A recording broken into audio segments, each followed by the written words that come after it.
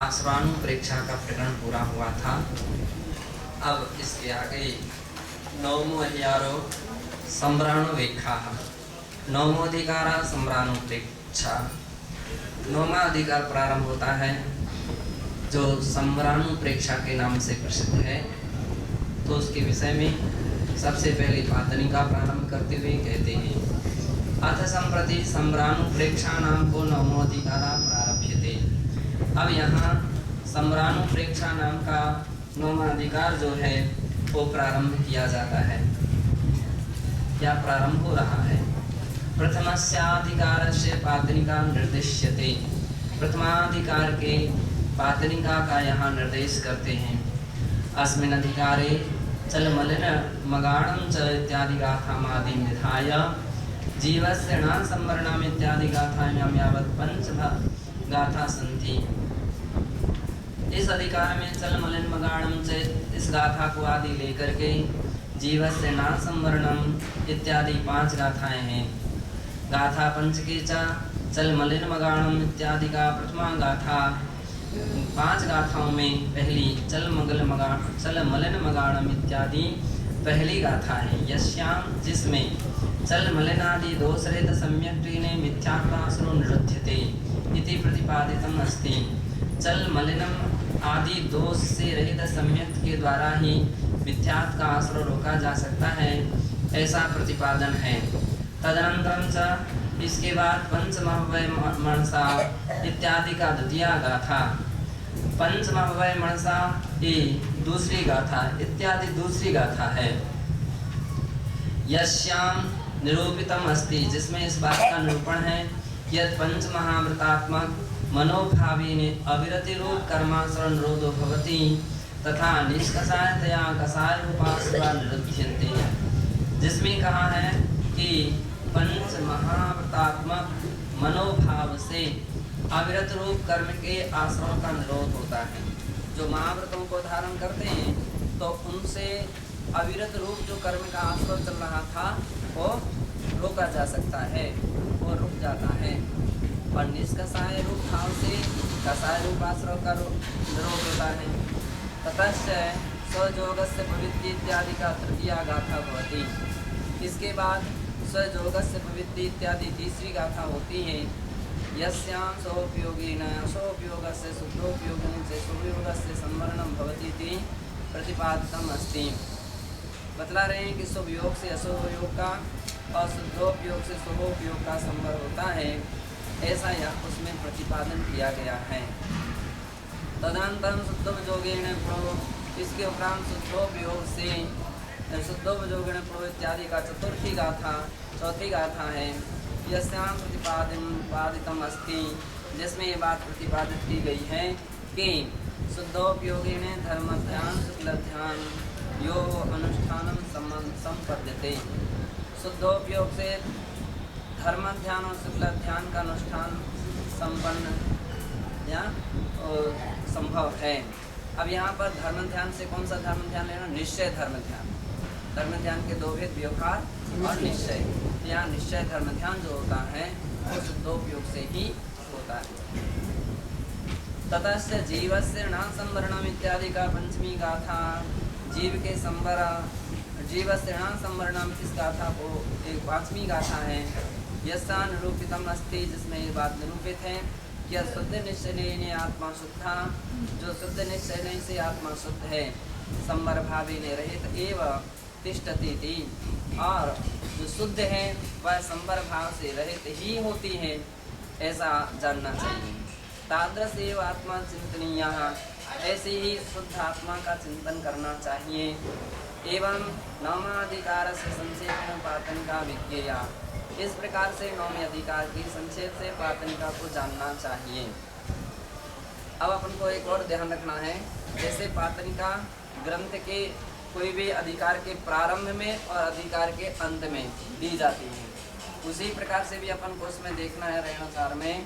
तो प्रारंभ में और अंत में वो पातनिका दी हैं कि नहीं दी गई, कितनी दी गई, कितनी छूट गई, और इसमें भी कहीं छूट गई हैं तो उसके लिए भी अपन को ध्यान में रखना है ताकि उसको सही किया जा सके। क्योंकि रेणुसार में तो छूटी ही छूटी, तो अध्याय अधिकार शब्द ही छूटा हुआ है। तो एक दो अधिकार के नाम तो दिए हैं, बाद में फिर छोड़ ही दिए। तो उसको जबकि हमारी प्रति में तो है जो का त्यों है, प्रत्येक के जो का त्यों दिया है।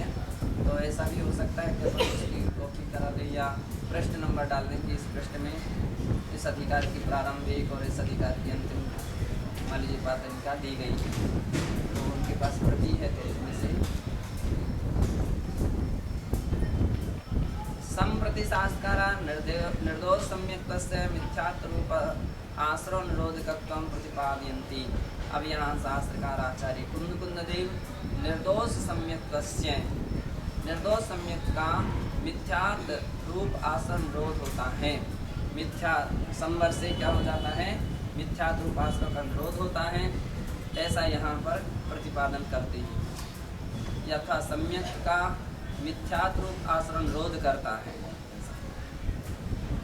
सम्यक का मिथ्यात्व रूप आश्रव निरोध, सम्यक मिथ्यात्व रूपी आश्रव का।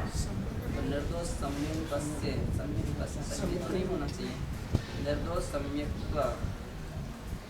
सम्यक मिथ्यात्व रूप आश्रवस्य निरोधकत्व है ना। तो यहाँ पर थोड़ा सा सम्यक से यहाँ तो सम्यक का मिथ्यात्व रूप आश्रव निरोध करता है, ऐसा हो।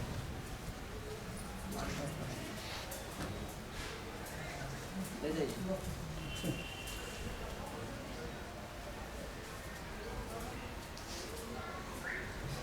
चले मणन मगाणं च वज्ये सम्मत दृढ़ कवाडीण सत्ता सवधारण बोधित्य जनेहि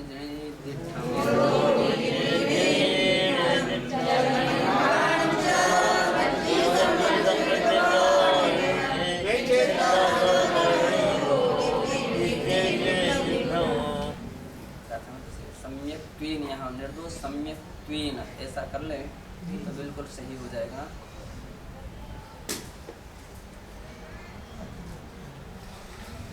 मिथ्यात्व रूपाश्रव मिथ्यात्व रूपा आश्रव निरोधकम, ये चलेगा। मिथ्यात्व रूप आश्रव आश्रवस्य निरोधकत्वम, या आश्रव निरोधकत्वम निरोधक है ऐसा आश्रव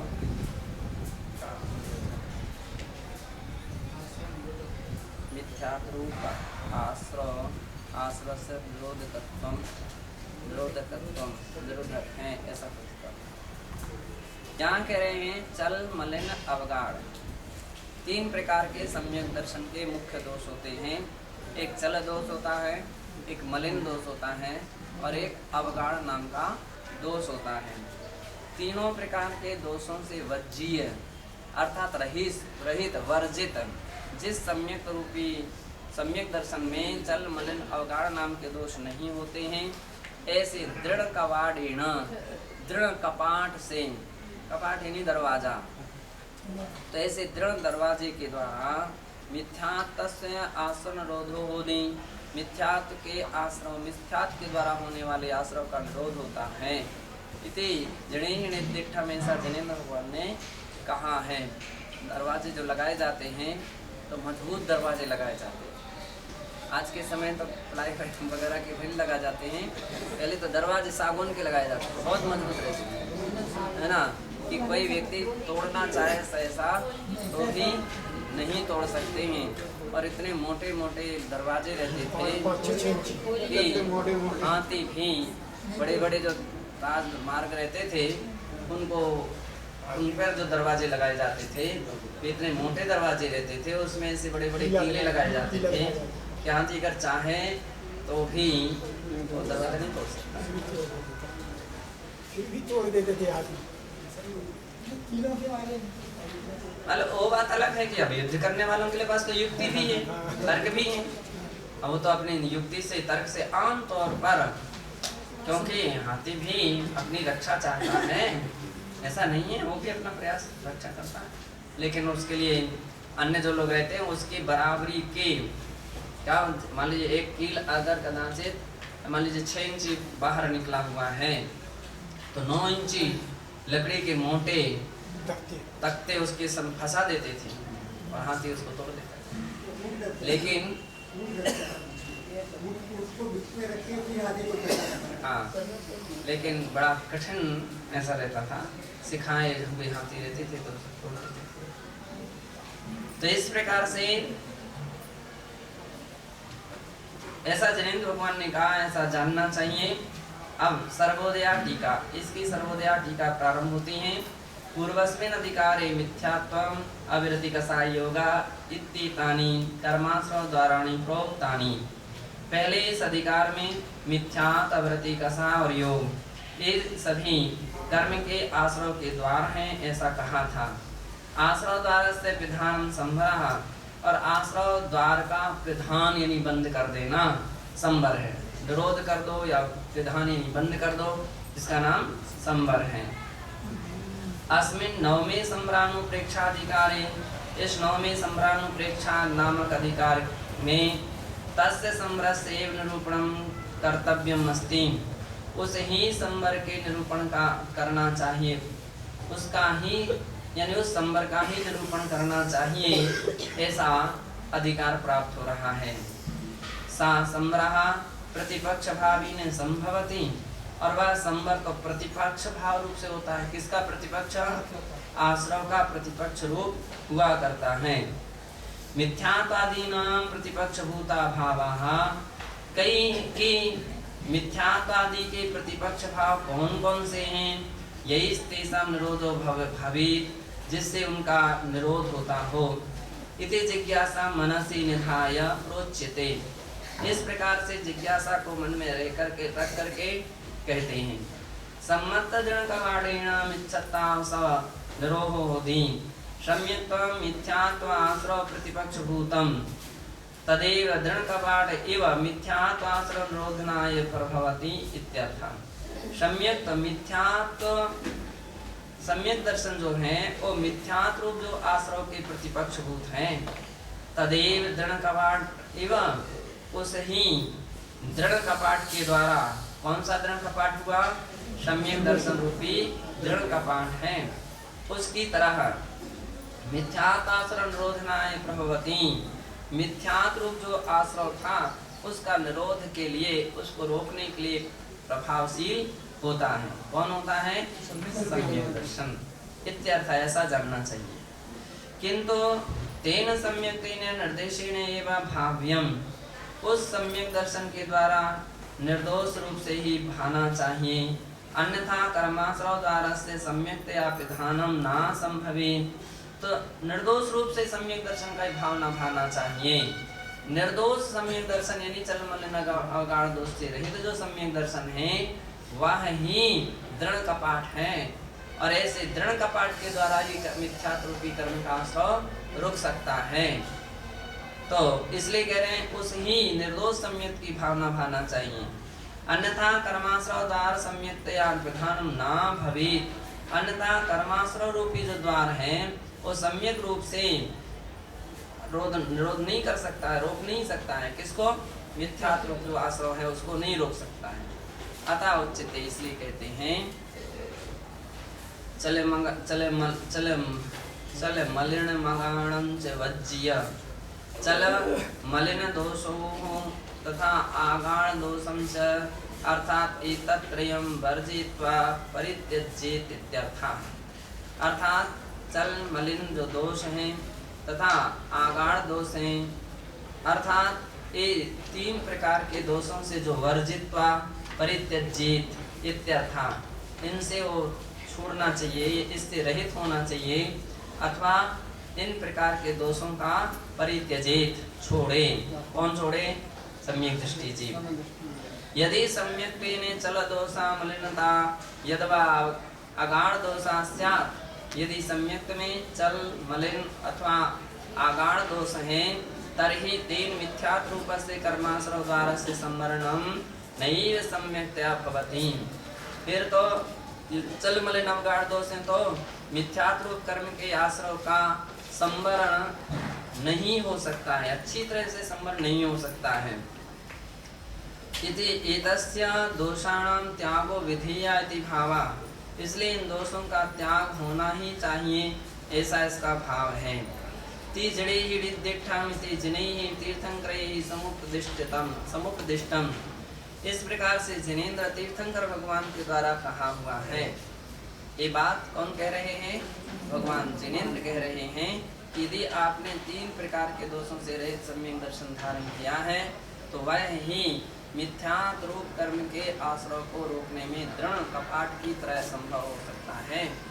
और यदि वो दोष हैं तो फिर सम्यक दर्शन मिथ्यात्व को किसी भी हालत में सम्यक प्रकार से नहीं रोक सकता।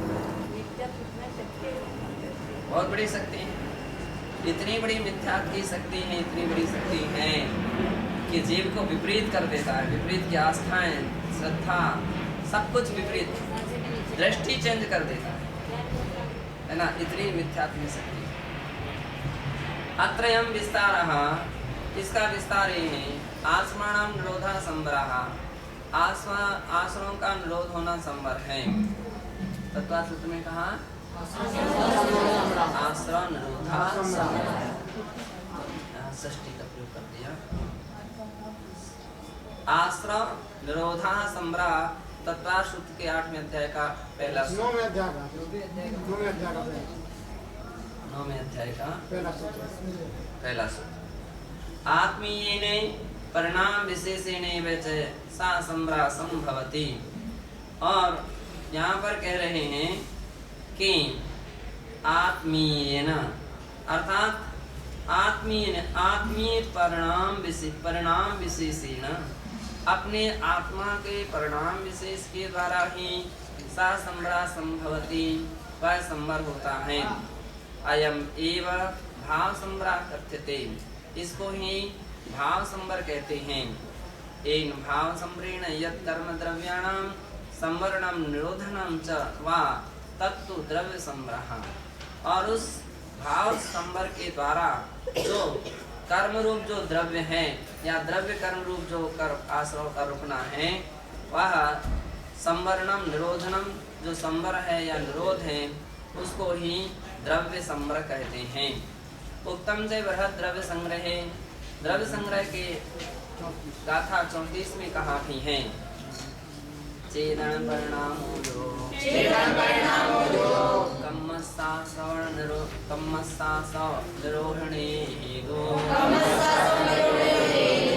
स्वभाव संवरो खलु निरोहणे यन्नो।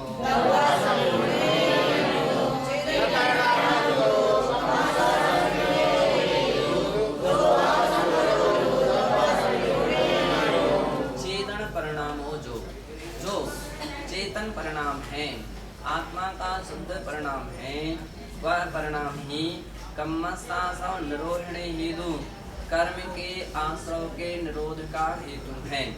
कौन कौन है निरोध का हेतु? आत्मा के जो परिणाम है, चेतन जो परिणाम है, वह चेतन परिणाम ही द्रव्य कर्म के जो आश्रव है उसके निरोध का हेतु है। अच्छा, वो हेतु है। सो भाव संवरव, ऐसा परिणाम जो है वो निश्चय से भाव संवर, ऐसा जानना चाहिए। और दव्वासव निरोहणी अंडो, और द्रव्य कर्मों के आश्रव का निरोध करने वाला अन्य दूसरा भेद है, जिसको क्या बोलते हैं? द्रव्य संवर। एक भाव संवर और एक द्रव्य संवर। जिस परिणामों के द्वारा कर्मों का आश्रव रुकता है वो परिणाम विशेष भाव संवर है, और जो कर्मों का द्रव्य कर्मों का रुकना है वो क्या है? मिथ्यात्वादिकानि आश्रव द्वाराणि, मिथ्यात्वादि वे आश्रव के द्वार हैं। तानि सम्यक्त्वादि भी आत्म परिणामैः एव संवृतानि जायन्ते।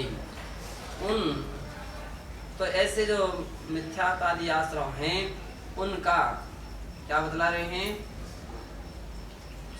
मिथ्यात्वादि आदिकानि आश्रव द्वारा, आश्रव के द्वारा, तानि उन सम्यक्त्वादि भी, उन सम्यक्त्वादि आत्म परिणाम ही एवं आत्म परिणाम के द्वारा ही संवृतानि जायन्ते, वो द्वार बंद हो सकता है। अतः संवरण कर्तृत्वात् सम्यक्त्वादि संवरा कथ्यते, इसलिए संवर का कर्ता होने से सम्यक्त्वादि संवर कहे गए हैं। सम्यक मिथ्यात्व का संवर कौन कर रहा है? सम्यक दर्शन कर रहा है। इसलिए उस प्रकार से सम्यक जो है वो मिथ्यात्व का संवर कहा जाता है, मिथ्यात्व निरोधक है। उत्तम से राजवार्तिक के 9वें अध्याय के पहले सूत्र के 6वें वार्तिक में कहा है, मिथ्या दर्शनादया प्रत्यया प्रत्याख्याताः तदुपादानस्य कर्मणः संवरणं संवरा प्रति निरुध्यते। मिथ्यात्व दर्शनादि जो प्रत्यय यानी हेतु हैं उनका व्याख्याता, उनका कथन पहले कर चुके हैं। तद उपादानस्य कर्मणः, अब उसके उपादान रूप जो कारण है, क्या उनके उपादान रूप जो कर्मों का जो संवर है, संवरणम संवरः, वो संवर है तो उसके रोकने का हेतु क्या है? जो कारण है वो एक सम्यक है, वह उसका संवर है। इति निरुध्यते, इस प्रकार से यहाँ निर्धारित किया जाता है। निर्ध्रीयते, उपादान कर्मों का जो संवरण है वह संवर है, ऐसा निर्धारित होता है। तथैव उक्तम देवसेनाचार्य कृते नए चक्रे, इसी बात के लिए देवसेनाचार्य महाराज ने नए चक्र में कहा है। गाथा 156 में कहते हैं कि रुन्धिये छिद्र सहस्रे जाने जय जलंधु पुणा सवदी मिच्छत्ताय अभावे जीवे संरोधी।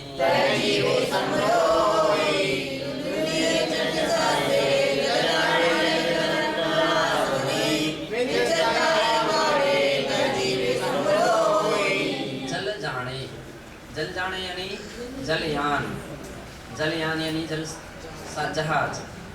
ओ छिद्र साह से हजारों जिसमें छिद्र हो गए हैं, उनके छेदों को रुंधिए, बंद करने पर ही जह जलम तो ना सवधि, जैसे वो जल उसमें फिर आता नहीं है, तब उसी प्रकार से मिथ्यात्वादि अभावे, मिथ्यात्वादि के अभाव हो जाने पर जीवे संवरोधी, जीव में संवर होता है या जीव के संवर होता है।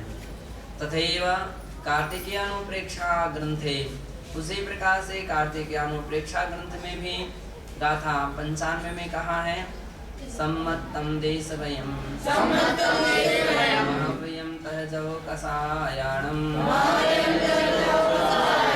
येदे संवरणामा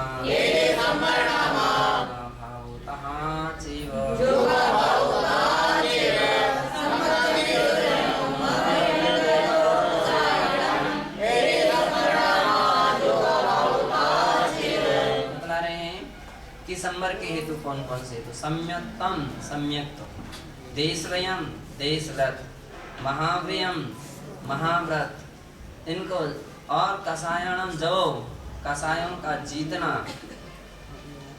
योगा भावो और योग का अभाव होना, ये सभी संवर नामा, ये सभी संवर नाम हैं, अर्थात इनका संवर नाम है, इनको संवर नाम से जानते हैं।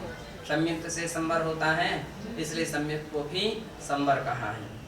देशव्रत, महाव्रत, कसाय जय और योगों का अभाव, ये सम्यक्त के संवर के हेतु कहे गए हैं, संवर के हेतु माने गए हैं, ऐसा जानना चाहिए।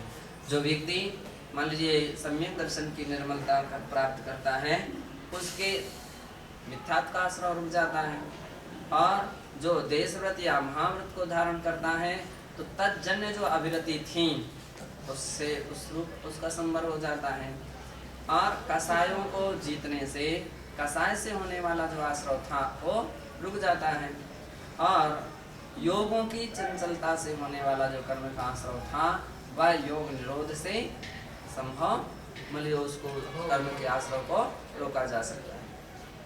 यतो ही संबर एवं संबरः, इसलिए चूंकि अब संबर का अर्थ बतलाते हैं। संबर क्या है? संबर एवं संबरः, संबर के समान जो हो वो संबर है। संबर एवं संबरः, संबर क्या है? संबर के समान जो है तो संबर, बस संबर के समान है ना। तो ये सबसे सहज सरल परिभाषाएं बतलाई जाती हैं छोटे बच्चों के लिए। तो उसी भाषा में आचार्य महाराज भी कभी कभी उतर आते हैं। तो कई बोले मनुष्य क्या कहलाता है? मनुष्य कैसा होता है? मनुष्य के समान होता है। मनुष्य कैसा होता है? मनुष्य के समान होता है। जो मनुष्य के समान हो मनुष्य। शेर कैसा होता है? शेर के समान होता है ना। शेर के समान शेर होता है। तो ये उसकी बिल्कुल उसी सरल से सरल भाषा में समझाने का तरीका है कि शेर के समान शेर। भगवान कैसे होते? भगवान के समान होते हैं। भगवान के समान भगवान होते हैं। बात सही भी है और सरल भी है। और इतनी बातें सबको आराम से याद हो जाती हैं। मुनि कैसे मुनि क्या होते हैं? मुनि कैसे होते हैं? मुनि के समान मुनि, हारिकाओं के समान हारिका होते हैं, चुल्लकों के समान चुल्लक। अब आप कहीं भी लगाते जाओ, ये इतना छोटा सा तरीका बतला दिया। अब किसी भी वस्तु में लगाना है तो कौन से कोई व्यक्ति पूछे कैसे? हाँ, ना के नाकों के सामने स्वर्ग का सुख स्वर्ग जैसा होता है, स्वर्ग के देवों जैसा। अब विस्तार में बात अलग कहेंगे। ये तो बिल्कुल सामान्य छोटे बालकों की तरह तरीका आचार्य महाराज ने कह दिया कि भाई अगर इस विषय समझना है, पानी कैसा होता है? पानी जैसा होता है। अग्नि कैसी होती है? अग्नि जैसी होती है ना। सबसे सरल तरीका ये बतला दिया। संबर एवं संबर, संबर की तरह जो हो वो संबर है। अतः सम्यक्तादीनां संबर संज्ञा सार्थिकी एव इति राजवार्तिके, इसलिए सम्यक्तादि की संबर संज्ञा जो है वो सार्थक ही है, ऐसा राजवार्तिक में कहा है। पहले अध्याय के चौथे सूत्र के 18वें वार्तिक में संबर एवं संबर, क्या वहाँ का? संबर के समय संबर होता है। वा उपमार्थः, अब आप में उपमा दी है। उपमा क्या? संबर के समान, समान तो उपमा है। तो प्रश्न किया गया वा उपमा अर्थ, उपमा का अर्थ क्या है यहाँ पर? तो कह रहे हैं यथा सुगुप्त सुव्रत सुसंव्रत द्वार कवाटम पुरम सुरक्षितम दुरासादम अरातिरभि भवति तथा सुगुप्ति समिति धर्मानुप्रेक्षा परिसय चारित्रात्मनः सुसंवृत्ति इंद्रिय कसायोगस्य अभिनव कर्माणं द्वार संवरणा संवरः। कह रहे हैं जैसे सुगुप्त सुसंवृत द्वार कवाटम, क्या बतला रहे हैं कि किसी नगर के द्वार के किवाड़ों को अच्छी तरह से बंद कर दिया गया। सुगुप्त संवरण, अच्छी तरह से बंद कर दिया है। ऐसे पुरम पुर को सुरक्षितम, वो सुरक्षित है। वह नगर क्या हो जाता है? सुरक्षित हो जाता है। दुरासदम, और वह शत्रुओं के द्वारा अगम्य हो जाता है। अरातिर भी भवति, अर्थात फिर उसके अंदर में आम कोई भी शत्रु जो हैं वैसा ऐसा प्रवेश नहीं कर सकते। तथा उसी प्रकार से सुगुप्ति, कौन सी गुप्ति है? सुगुप्ति, मतलब कितनी अच्छी शब्दों का प्रयोग किया है, अच्छी गुप्ति है ना। आंख बंद करके आसन लगा करके बैठने वाला तो बगुला भी हो जाता है, मगर भी पड़ा रहता है। और भी प्राणी भी ऐसे, बिल्कुल शेर आदि बहुत से जो शिकार करने वाले प्राणी होते हैं वे ऐसे बैठ जाते हैं, बिल्कुल मिट्टी के हों ऐसे लगने लगते हैं। और जैसी अवसर पाते तो बिल्ली भी ऐसे। तो इसलिए खाली काय को स्थिर करने का नाम काय गुप्ति नहीं है। काय को सम्यक प्रकार से गुप्त करना, सम्यक प्रकार से स्थिर करना। मन को निरोध कर दिया, हम कुछ भी सोचते विचारते नहीं हैं, शून्यता में चले जाते हैं।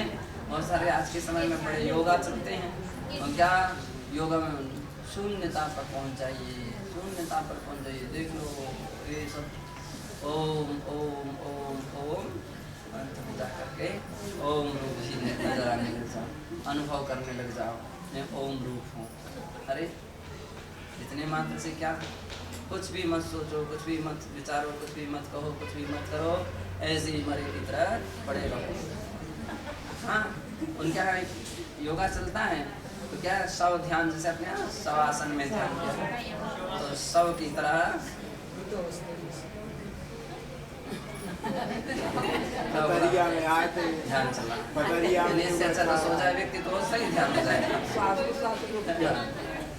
तो बस अनुभव करो, मैं बहुत बहुत आनंद आनंद आनंद आनंद। अच्छा सी पतरिया में आए थे योगा चाह तो दादा है सब जाते सुबह से योग करवा कर सुनने तो ले आओ तो सो आधे से सो जाते।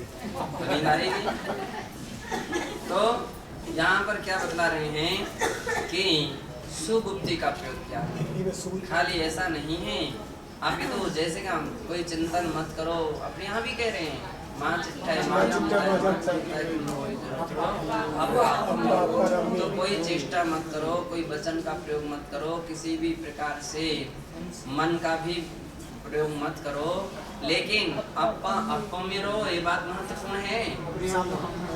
कुछ नहीं करो, ऐसे पड़े रहो, वो कोई ध्यान नहीं है। ये सबसे बड़ी बात है, आत्मा को आत्मा में लगा दीजिए। उस वक्त केवल आत्मा संवेदन प्रारंभ रहे, आत्मानुभूति प्रारंभ रहे, है ना। ये अवस्था जो है उस समय और कोई संकल्प विकल्प मन में ना रहे, शुद्ध जो अपने शुद्ध दशा है उसका ही आनंद चलता रहे, उसका भी चिंतन चलता रहे। वो परम ध्यान है, महान योगियों के लिए होता है, वो आम व्यक्तियों के लिए नहीं हो सकता है। आम चलते फिरते व्यक्ति उनको परम ध्यान हो गया। परम ध्यान यदि गृहस्थ अवस्था में होने लग जाए तो फिर मोक्ष होने में क्या परेशानी है? फिर मोक्ष होने में क्या परेशानी है? केवल इतना ही अंतर है कि गृहस्थ दशा में परम ध्यान नहीं हो सकता, इसलिए गृहस्थ अवस्था में कभी मोक्ष नहीं हो सकता। मोक्ष पाने के लिए मुनि बनना आवश्यक है, सच्चे मुनि बनना आवश्यक है, और सच्चे मुनि बनने के साथ साथ को उत्कृष्ट ध्यान भी आवश्यक है, जिसमें आत्मा को आत्मा में स्थिर किया जाए, तभी ऐसे मुनि जन ही निर्वाण को प्राप्त कर सकते हैं। ऐसा कोई खेल नहीं है कि आचार्य चलते फिरते हर व्यक्ति को। तो यहाँ पर कितनी अच्छी बात कह दिया, सुगुप्ति का, मन को भी अच्छी तरह से बस में करो, वचन को अच्छी तरह से स्थिर रखो। अब मौन तो धारण किया, कितने कितने कैसे व्यक्ति बोलने लगते हैं।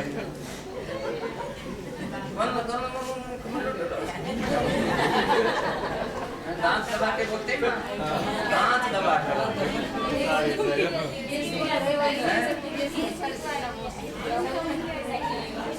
तो हम लोग बोलते हैं कि मौन का बहाना क्यों बना रहे हो, ये नाटक क्यों किया जा रहा है? मौन के बहाने बात ही कर रहे हो, कमंडल ठग लिया।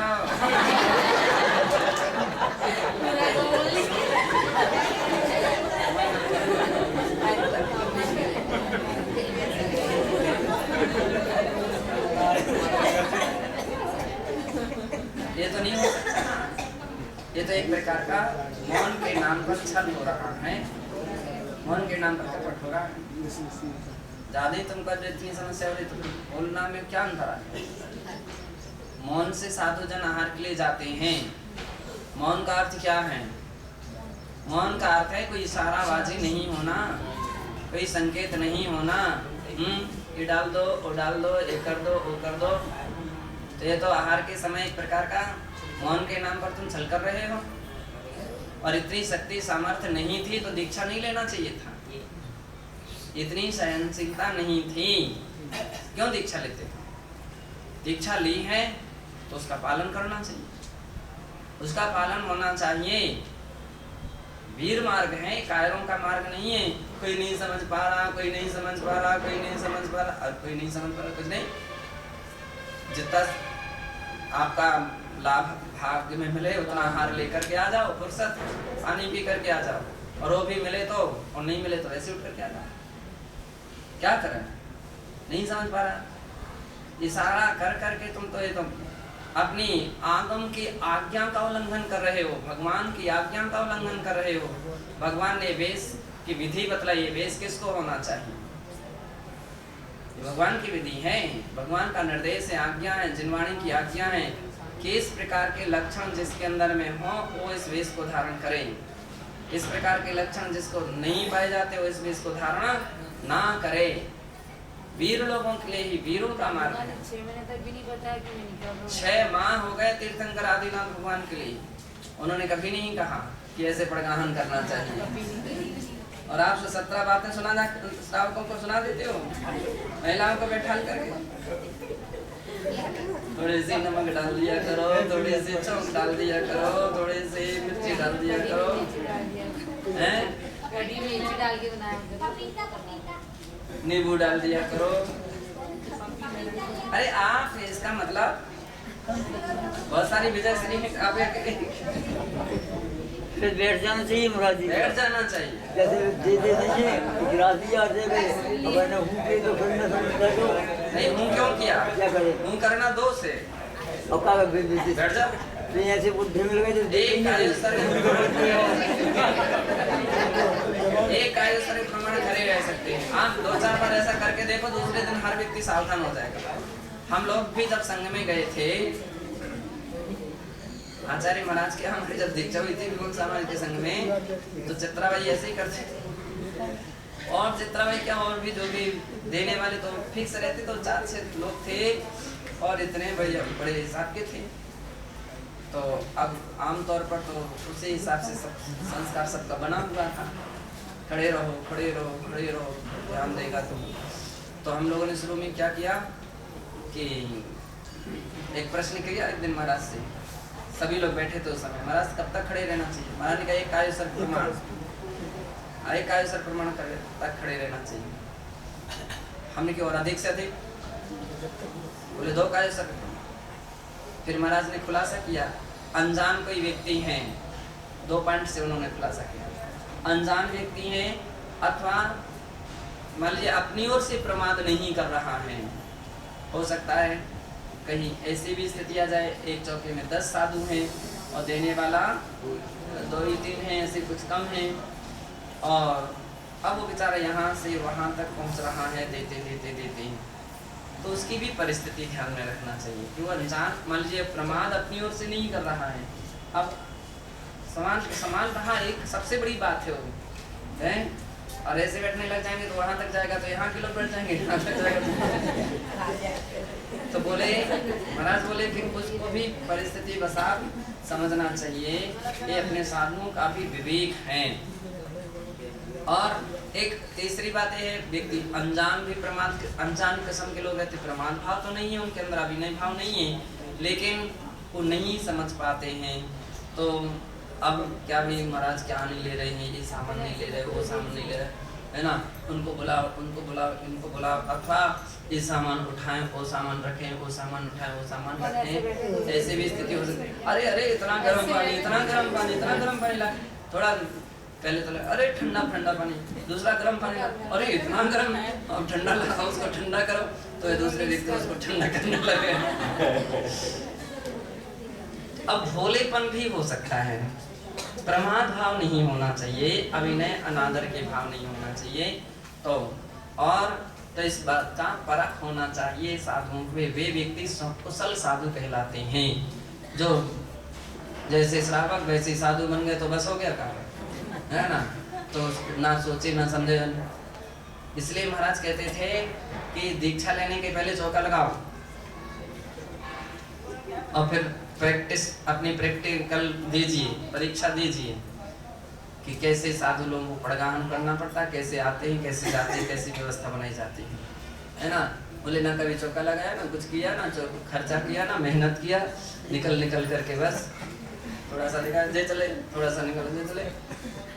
बोले आपको मालूम थे तब चलता है जब कि आपने चौका लगाया। तो महाराज सबसे अधिक फटकारते थे, डांट लगाते थे, कैसे निकल के आए। इतनी सी मिस्टेक, कोई भी अनावश्यक छोटी मोटी बातों को लेकर के बोले क्या चक्कर लगाना, परेशान करते हो साहब को। असाता वेदनी कर्म का आश्रय बंध का हेतु कहा गया है और लाभांतराय कर्म का आश्रय बंध का हेतु कहा गया। वो जरा श्रावक है, वो देने की पवित्र भावना बना करके चलता है, सुबह से शाम तक कितनी मेहनत करता है और तुम 1 मिनट में भी आगे पीछे हो जाते हो। इतने ऊंचे हो गए, इतने महान बन गए क्या? नहीं, परिस्थिति को भी तो देखो, समझो।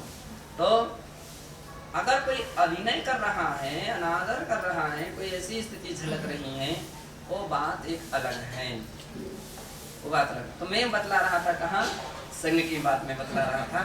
जब हम लोग संघ में थे तो हम नए थे, तब वही तरीका सब हम लोगों के साथ में भी हो रहा था कि बस पड़े रहो।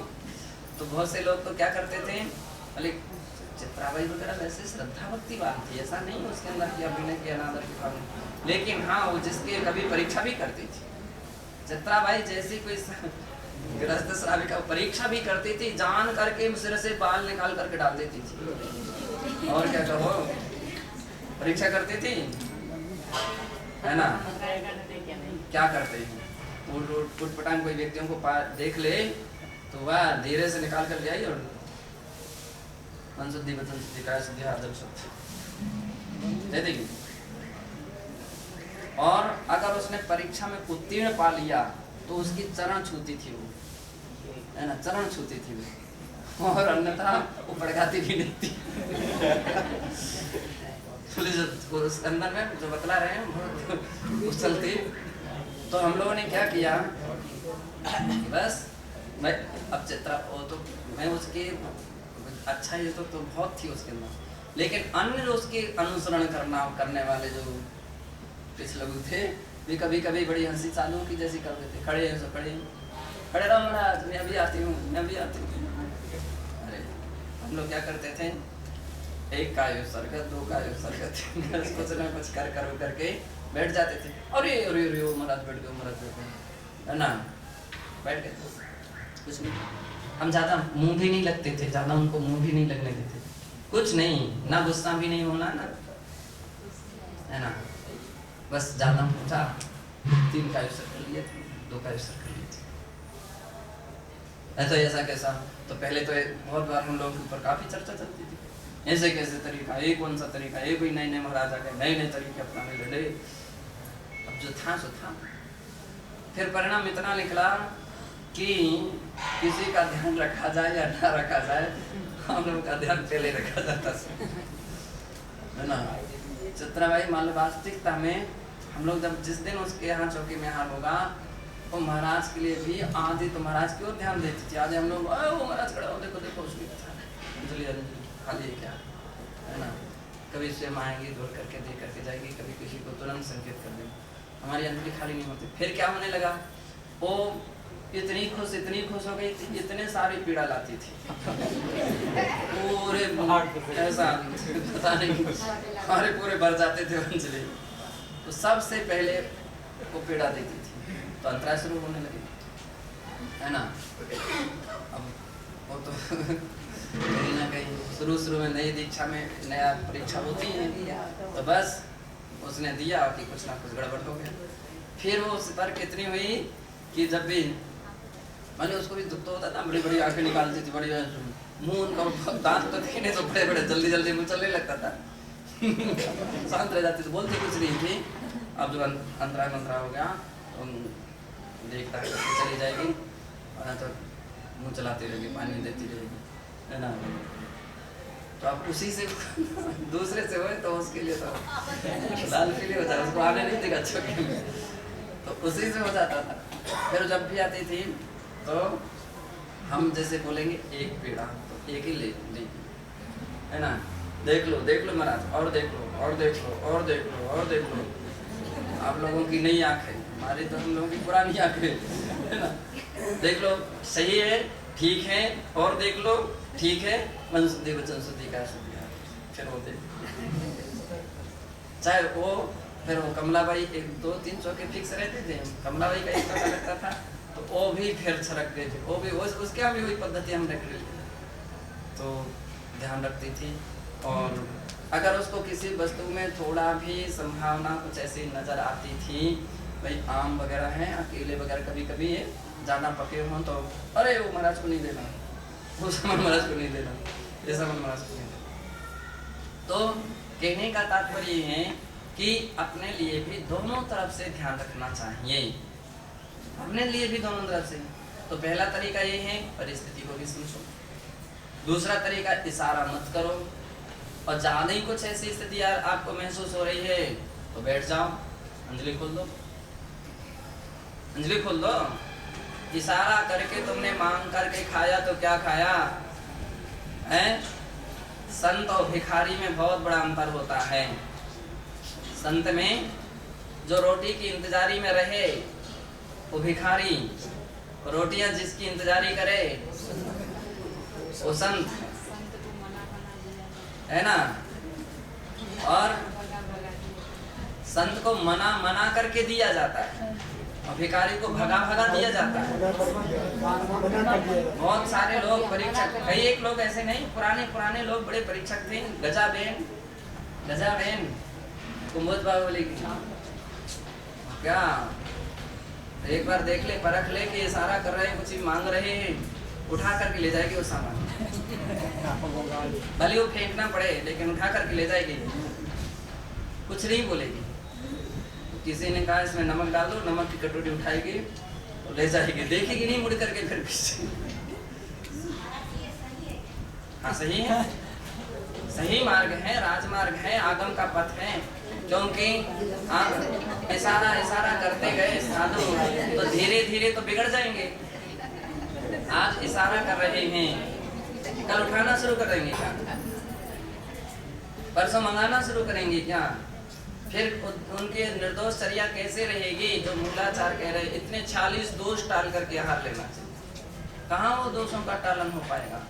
तो इसलिए चर्या के विषय में तो साधुओं को भी कड़क रहना चाहिए, मैं तो यूं कहें, और श्रावक को भी कड़क रहना चाहिए। बिगाड़ने वाले श्रावक होते हैं। किसी ने कहा हमको अमुक नहीं चलता है, थोड़ी सी व्यवस्था हो जाए और ऐसी श्रावक मिल जाए, हाँ ठीक है महाराज आप आ जाइए, हमारी हम व्यवस्था बना देंगे। सो ये समझ लो श्रावक ने साधु की यति हत्या कर दी, उसने यति धर्म की हत्या कर दिया। यति धर्म की हत्या, उसकी यति धर्म का जो आगम में विधान है वो क्या यति धर्म का विधान रहा। तो जो मांगता है, जो इशारा करता है, उसके लिए तो सामान्य कभी देना ही नहीं चाहिए, कभी नहीं देना चाहिए। ये विषय अलग है कि गुरु के निर्देशन में चलना चाहिए, गुरु इस विषय में समझें। और कभी वो समझते हैं, निर्देशन देते, लेकिन रोज रोज नहीं देते। बहुत अनिवार्य, किसी का ब्लड प्रेशर लो हो रहा है, बोलेंगे भैया उनको नमक जरूर चलाना चाहिए, हाई हो रहा है आपको बात है। लेकिन जो इशारा कर रहा है उसके लिए तो कुछ भी नहीं, इशारा करके ले रहा है, बार बार थाली की ओर दृष्टि जा रही। थाली कभी नहीं देखना चाहिए। जितनी व्यक्ति थालियों पर देखते हैं उतने अपने हाथ और अंजलि और सामग्री को नहीं देखते होंगे। जिनकी आदत थाली देखने की पड़ गई है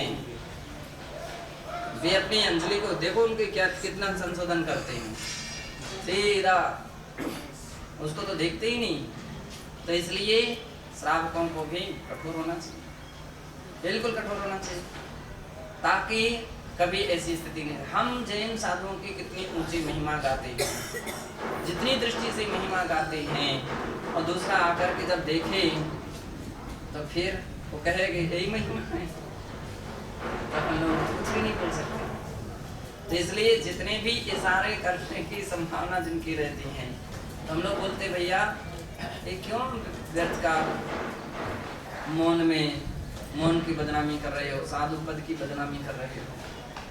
तुम्हें खाने पीने में ही तुमको रुचि थी, घर में खाते पीते, यहाँ तो गोचरी वृत्ति है साधुओं की, गोचरी वृत्ति, और दूसरी है